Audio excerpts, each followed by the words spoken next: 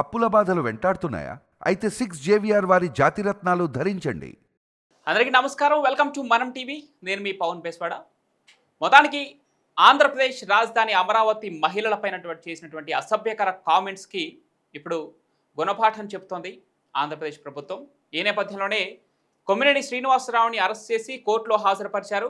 Mangalagiri court 14 రోజుల remand విధించడం జరిగింది. అసభ్యకర కామెంట్స్ చేసినటువంటి ఇండిపెండెంట్ జర్నలిస్ట్ కృష్ణరాజు ప్రస్తుతానికి పరారీలో ఉన్నాడు. వీరిపైన పలు రకాల సెక్షన్ల కింద కేసులు నమోదయ్యాయి. అయినా కూడా సాక్షి మీడియా దీనిపైన స్పందన లేదు.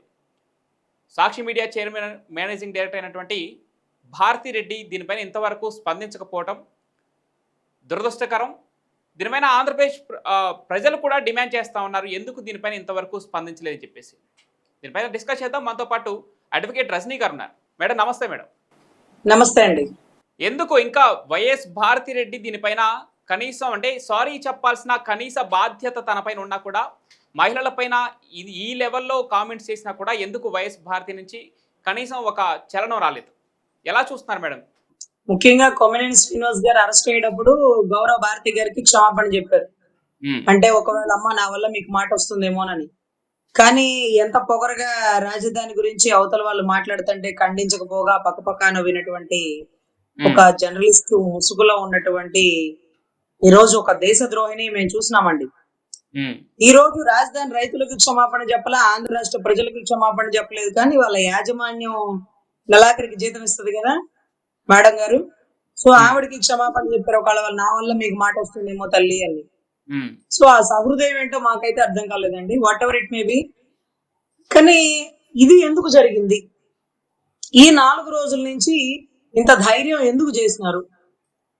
అరే అసలు అనింది కూడా ఆంధ్ర రాష్ట్రంలో అంటే టైమ్స్ ఆఫ్ ఇండియా రాసినా లేకపోతే ఇంకొకళ్ళ సర్వే రిపోర్ట్స్ వచ్చినా ఆంధ్ర రాష్ట్రం కానీ కర్ణాటక కానీ తెలంగాణ కానీ, కర్ణాటక ఫస్ట్ ప్లేస్ లో ఉంది, తెలంగాణ సెకండ్ ప్లేసా లేకపోతే ఆంధ్ర సెకండ్ ప్లేసా, whatever it may be, Times of India అక్కడ నోట్ చేసింది. అంటే ఎక్కడ క్యాపిటల్ పేరు ప్రస్తావించలేదండి.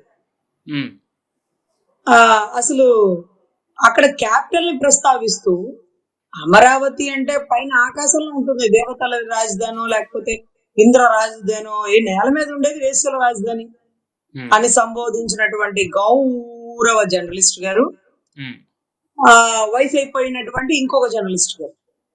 అంటే వయసు అయిపోతే చాదస్తం వస్తుందా, లేకపోతే అసలు ఎందుకు ఇలా చేసినారు, ఎవరి స్క్రిప్ట్ ఫాలో అయ్యారు అనేది కొంచెం తెర మీదకి తెద్దాం. ఈ వయసు గురించి ఎందుకు మాట్లాడాల్సి వచ్చిందంటేనండి, 75 ఏళ్ల వయసు గల వ్యక్తిని ఏ ఆధారాలు లేకుండా అర్ధరాత్రులు అపరాత్రులు పరిగెట్టించిన వారికి అప్పుడు వయసు గుర్తుకురాల. తల్లి బూనమ్మని అసెంబ్లీ సాక్షిగా అవమానించినప్పుడు బూనమ్మ గారి వయసు గుర్తుకురాల. ఇప్పుడు నాకు 70 ఏళ్ళు, నేను బిళ్ళలు వేసుకోవాలి, నా బిళ్ళలు పైన ఉన్నాయి, నన్ను తెచ్చుకోనివ్వండి అంటూ నా మీద ఏం కేసులు పెట్టారంటూ అడుగుతుంటే రఘురామకృష్ణరాజు గారు ఎంపీ స్థాయిలో ఉన్న వ్యక్తిని కుళ్ళబొడిచి కారణాలు చెప్పకుండా ప్రోటోకాల్లో ఉన్న వ్యక్తిని కూడా ఎత్తి తీసుకెళ్లి లోపలేసి కుమ్మి అవతల పడేసిన గత చరిత్ర. ఈ రోజు పద్ధతిగా వారింటి దగ్గర నుంచి వారిని జాగ్రత్తగా, ఇదండి ఇది పలానా అమరావతి రైతులు మీ మీద కేసులు పెట్టారు, మీరు వారు ఏదో మాట్లాడుతుంటే మీరు వాటిని ఖండించలేదు. అవునవును, టైమ్స్ ఆఫ్ ఇండియాలో చూసాను. ఏమని రాసిందమ్మా టైమ్స్ ఆఫ్ ఇండియా? అమరావతిని సంబోధించిందా? అమరావతి చుట్టుపక్కల ఉందా? జిల్లాల పేర్లు ప్రస్తావించిందా? అది కూడా ఆంధ్ర రాష్ట్రం అని కాదండి, దేశవ్యాప్తంగా HIV బాధితులు ఎక్కడెక్కడ ఉన్నారో వాటికి రిహాబిటేషన్ సెంటర్స్ పెట్టండి. ఆ కేసులు నమోదు తగ్గించడంలో ఎలా ముందుకెళ్ళాలి అంటూ ఒక అవగాహన సదస్సు లాంటివి పెట్టుకున్నారు అప్పట్లో. అది కూడా 2021కి సంబంధించి. ఇప్పుడు ఒకటి ఓపెన్ గా అడుగుతున్నానండి నేను జగన్ రెడ్డి గారిని, వారి సతీమణిని. కర్ణాటక మొదటి ప్లేస్ లో ఉంది అంటూ టైమ్స్ ఆఫ్ ఇండియా, అదే టైమ్స్ ఆఫ్ ఇండియా చెప్పింది. తమరు కర్ణాటక క్యాపిటల్ అయినటువంటి బెంగళూరు ఇలహంక ప్యాలెస్ లో ఎన్నో ఎకరాల్లో ఇల్లు కట్టినారు. మీకు దమ్ము ధైర్యం ఉంటే కర్ణాటక వారిని కదిలించి చూడండి. కర్ణాటక మొదటి ప్లేస్ లో ఉంది, కర్ణాటక ఒకవేళ వేశ్యల రాజధాని అని మీరు సంబోధిస్తే ఎన్నో ఎకరాల్లో ఉన్న మీ భూమి, మీ ఇల్లు, మీ వాకిలిని ముక్కలు చెక్కలు తుక్కు రేల కొడతారండి. అంత గొప్ప కమల్ హాసన్ గారు తమిళం నుంచి కన్నడ పుట్టినందుకే ఆయన కోర్టుకెట్టి నువ్వు క్షమాపణ చెప్తావా లేదని ఈడ్చుకొచ్చినటువంటి కర్ణాటక వాసులండి సభాష్. అవును, సినిమానే బ్యాన్ అంటే చేసి వాళ్ళ పడేశారు. వాళ్ళ వాళ్ళ భాషకి వాళ్ళు ఇచ్చే గౌరవం అండి. తమిళ్ కూడానండి. Correct madam, correct. మనం అరుణాచలం పరిసర ప్రాంతాల్లో కూడా మనకి ఏ షాప్ ఏంటో కూడా అర్థం కాకుండా వాళ్ళ ఓట్లు వాళ్ళే పెట్టుకుంటారు. పెద్ద పెద్ద ఐపీఎస్ ఆఫీసర్లు, పోలీసులు అందరూ తమిళంలోనే మాట్లాడతారు.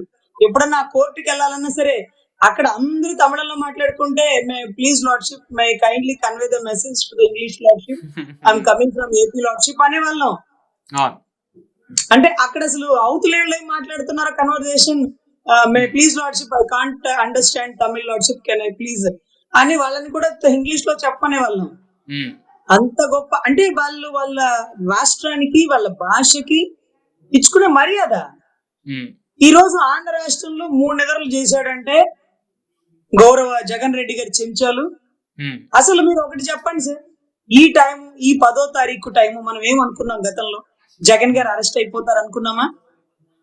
విజయసాయి రెడ్డి గారు కూడా అదే కదా స్టేట్మెంట్ ఇచ్చింది.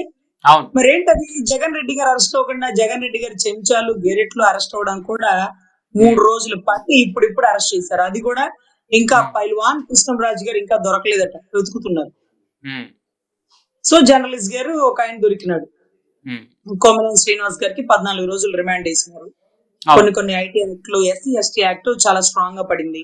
ఎందుకంటే అది ఎస్సీ కాన్స్టిట్యున్సీ, అమరావతి పరిసర ప్రాంతాలు అంటే ఎమ్మెల్యే కూడా ఆ కేటగిరీ కాబట్టి అక్కడ ఉండే వాళ్ళు వేసాలంటే అక్కడ ఉన్న వారిని సంబోధించినట్టు.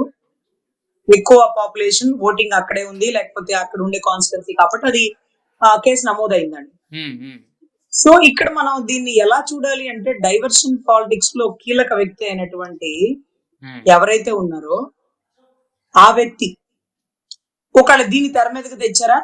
మీరు గమనించండి, రాజ్ కసిరెడ్డి గారు ఎవరి పేరైతే చెప్తే అదే నా ఆఖరి రోజు అన్న మాట మీకు గుర్తుందా?